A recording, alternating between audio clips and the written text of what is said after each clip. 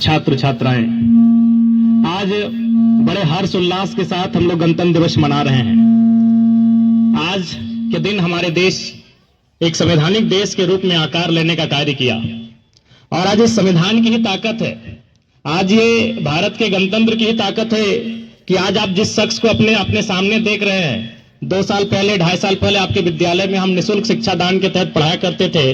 आज झारखंड के असेंबली का हम मेंबर है, आज झारखंड के विधानसभा का हम सदस्य बन के आए हैं, तो ये गणतंत्र की ही ताकत है। जब भारत देश अंग्रेजों की चुंगल से 250-300 वर्षों के गुलामी को झेलने के बाद जब भारत देश ने आजादी को अपनाया, तो उस समय सबसे बड़ा प्रश्न यही था कि भारत एक विविधताओं का देश है। यहाँ विभिन्न प्रकार की भाषाएं बोली जाती है, विभिन्न प्रकार के धर्म, विभिन्न प्रकार की मान्यताएं हैं। उनको एक सूत्र में बांधने के लिए क्या करना होगा? आज अगर हम लोग फुटबॉल में 5 मिनट का पेनल्टी का खेल खेलते हैं ना, तो नियम और कानून की जरूरत पड़ती है 5 मिनट खेलने के लिए। तो उस समय करोड़ों की जनसंख्या जो आज अरबों पार कर चुकी है, उस समय की करोड़ों की जनसंख्या, विभिन्न भाषा, विभिन्न बोली, विभिन्न परंपरा, विभिन्न धर्म को मानने वाले लोगों को एक सूत्र में बांधा कैसे जाए, आजादी के बाद सबसे बड़ा प्रश्न था। और उसी प्रश्न का हल करने के लिए हमारे देश के महापुरुषों ने गणतंत्र की स्थापना की, भारत के संविधान की स्थापना की और हमें एक सूत्र में बांधने का कार्य किया। तो गणतंत्र अब कह सकते हैं एक अनुशासन।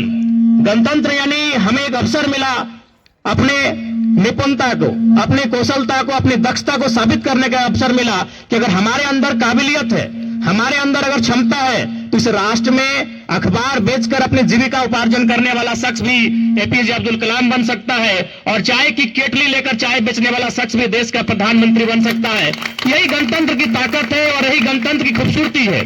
तो इसलिए आप तमाम छात्र छात्राओं को हम कहना चाहेंगे, बिल्कुल आप जिस विद्यालय में आए हैं, ये विद्यालय आपको कहीं ना कहीं कुछ उम्मीदों के साथ आए हैं, उसे आप यहां से हासिल करके जाएंगे। और आप बहुत सारे लोग भी हमें कहते हैं कि जब आपको लोग नहीं जानते थे, जब आप झारखंड की राजनीति में आपकी पहचान नहीं थी, तो आप कहां थे? तो मैं अक्सर कहता हूं, मैं टीओपी विद्यालय में रोज 2 घंटा 4 घंटा फ्री में पढ़ाया करता था। और ये भी एक्सीडेंटली था, ऐसा नहीं कि सर हमें बोले थे कि नहीं आप आके पढ़ा दीजिए।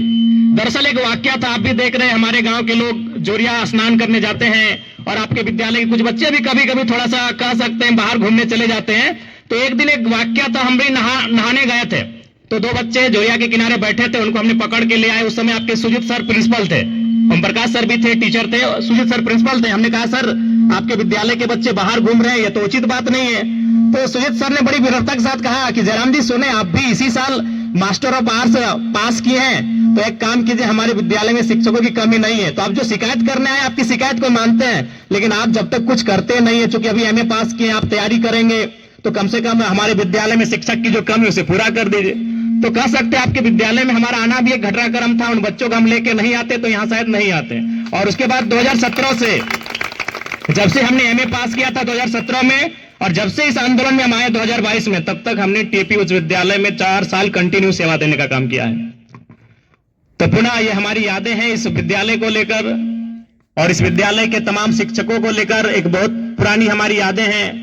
और आज पुनः आपसे यही कहेंगे, प्यारे बच्चों, सपने पूरे होते हैं, सपनों को देखना चाहिए और उन सपनों को पूरा करने के लिए मेहनत करना चाहिए। क्योंकि आज मैं आपके बीच खड़ा हूं, मैं आज राज्य के सर्वोच्च सदन का सदस्य बन के आपके बीच खड़ा हूं, मैं सरकार का अंग बन के खड़ा हूं। यानी मैं आज जिस जगह में हूं, जहां मैं नियम बनाऊंगा आपके लिए, मैं जहां हूं, जहां मैं इस राज्य को चलाने के लिए नियम बनाऊंगा, यानी मेरी कलम से ये राज्य चलेगा, मैं इस जगह पे आया हूं, तो इसका मतलब है सपने पूरे होते हैं। और मैं उस परिवार से आता हूं, मेरा गांव है, मुझे छुपाने की आवश्यकता नहीं है, क्योंकि लोग मानते कि नहीं, नेता लोग तो ज्यादा झूठ बोलते हैं, तो मेरा गांव बगल में है। मैं उस परिवार से आता हूं कि जिस साल मेरे पिताजी का डेथ हुआ था, उसी साल मेरे दादाजी का भी डेथ हुआ था। 3 महीना के अंदर मेरे दादाजी का डेथ हुआ था। उससे 1-1.5 साल पहले मेरा एक भाई का डेथ हुआ था, उससे 2 साल पहले मेरी एक बहन का डेथ हुआ था, और मेरा छोटा भाई मां के गर्भ में था। सोच सकते हैं, उस महिला ने पढ़ा लिखा कर हमें एमएलए की कुर्सी तक पहुंचाया। आप तो उससे आगे जा सकते हो, आपके माता पिता तो हमसे बेहतर होंगे बच्चों। सोच सकते हैं, पूरा 20 साल जब हम लोग के जहन में आता है कि मुखिया, परिवार का मुखिया, तो हमारे जहन में एक मर्द की तस्वीर आती है कि नहीं? कि परिवार का मुखिया मतलब दादाजी, पिताजी, चाचा जी, जेठा जी, आता है कि नहीं? लेकिन पूरा 20 साल मेरे परिवार में किसी मर्द ने मुखिया का नहीं, मेरी मां ने। किस मां ने? जिसने 28 साल की उम्र में अपने पति को गंवाया था, उसने मुखिया बन के मेरा भरण पोषण किया, मुझे पढ़ाया, और आज मैं आपके राज्य का सर्वोच्च सदन का मेंबर बन के हूं। तो इसलिए मैं आपको कहना चाहूंगा कि जब भी आपको लगे कि सब आपके सपने टूट रहे हैं, एक बार आप अपने आंखों को बंद कीजिएगा, अपने हौसले को बुलंद कीजिएगा, और आपके आसपास आपको महेंद्र सिंह धोनी को देखने की आवश्यकता नहीं, आपको विराट कोहली तक पहुंचने की आवश्यकता नहीं है। आपके बीच आपका भाई खड़ा है। आप एक बार याद कीजिएगा कि मैंने किन विकट परिस्थितियों में आकर इस राज्य का नेतृत्व करने का काम किया है। पुनः समय का अभाव है। आपको गणतंत्र दिवस की हार्दिक शुभकामनाएं और विद्यालय